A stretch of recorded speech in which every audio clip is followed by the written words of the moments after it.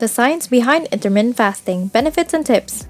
Intermittent fasting is basically an eating schedule where you switch between no eating and eating regularly. Studies suggest that intermittent fasting can actually help with weight management and might even help with certain diseases. But how do you actually do it, and is it safe? Stay until the end of the video to find out. There are actually lots of instructions on the internet that will tell you what food to eat, and even influencers who share their own diets. But intermittent fasting is more about when you eat. With intermittent fasting, you pick specific times to eat and stick to them. Research suggests that not eating for certain hours each day, or just having one meal a couple of days a week might be good for your health. Mark Mattson, a scientist at Johns Hopkins who studies the brain, has looked into intermittent fasting for a long time. He says that our bodies are designed to go without any food for many hours and even days. Back in ancient times, before people started farming, there were hunters and gatherers. They got used to surviving and doing well without food for long stretches of time. This was necessary because hunting animals and collecting nuts and berries took a lot of time and energy. Well, quick story time. About 50 years ago, it was easier for people in the United States to stay at a healthy weight. Back then, there were no computers, and TV shows ended at 11 p.m. Nowadays, it's so easy to access our phones or even entertainment at any time we want. I myself am guilty of this. I actually do bedtime revenge procrastination, which kinda leads me into midnight snacking. Going back, the amount of food in each serving before was smaller. And nowadays, people are used to binging or even ordering amounts of food that they can't finish. And because of all of the gadgets around us, we become distracted and choose to stay at home instead of exercise and play outside. Can you guys imagine what life was like 50 years ago? Where being active outside was actually a normal thing to do. But now with the internet and TV and other gadgets available all the time, just like me, both adults and kids stay awake longer. They watch TV, use social media, play games, and talk online. This can lead to sitting around and snacking throughout the day and even into the night. Anyway, eating more calories and moving less can make it more likely for people to become overweight and even have type 2 diabetes, heart issues, and other illnesses. Well, good news, folks! Scientific studies are showing that intermittent fasting might help turn these trends around. Intermittent fasting comes in very different ways, but they all involve choosing specific times to eat and not to eat.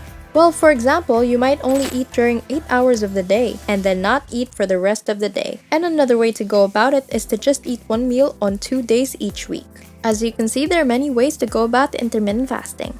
Intermittent fasting works by making your body burn through the calories from your last meal. And of course, it starts to burn through the fat as well. Before you start intermittent fasting, make sure to talk to your doctor. Once you have their approval, the actual process is pretty simple.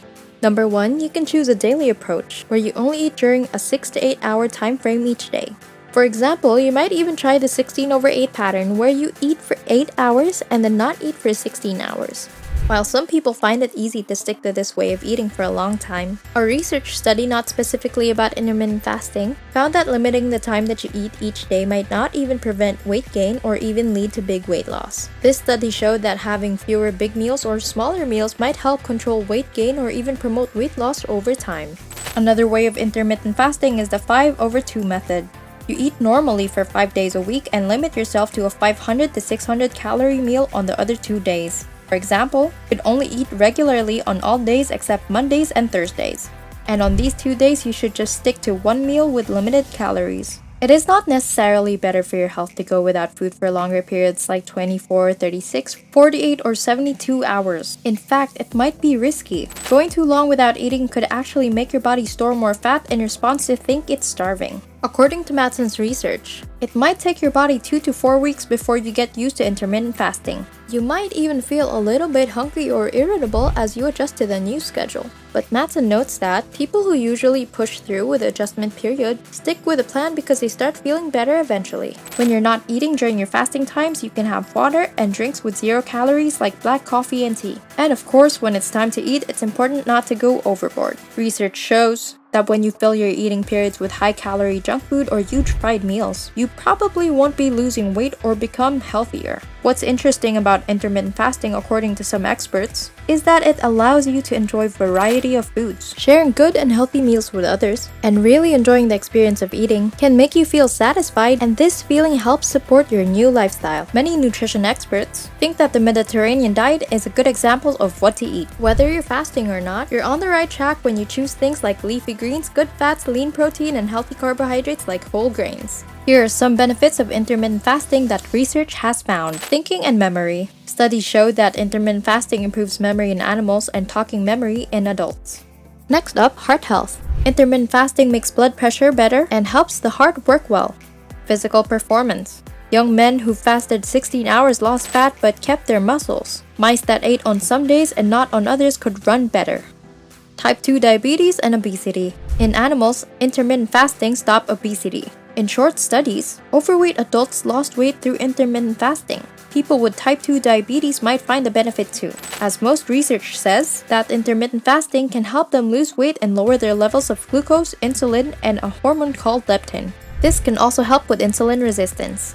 Next, tissue health. Intermittent fasting helped reduce damage from surgery in animals and improved outcomes.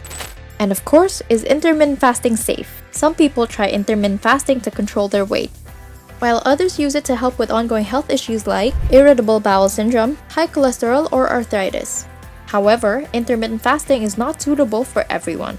Before you try intermittent fasting or any diet, make sure to talk to your main healthcare provider, as by the way, some people should avoid trying intermittent fasting, like children and teenagers under 18. Pregnant or breastfeeding women, people with type 1 diabetes who take insulin, although more and more studies say intermittent fasting is safe for those with type 2 diabetes. Matson explains that people with type 1 diabetes use insulin, and there's a worry that intermittent fasting could lead to very low blood sugar levels during fasting. And of course, for those who had eating disorders before. Ideally, we all want our bodies to be at the best healthy state possible. Let us know in the comments below if you've ever tried intermittent fasting. Thanks for watching our video on the science behind intermittent fasting, benefits and tips. See you guys in our next video. Don't forget to like and subscribe to our channel.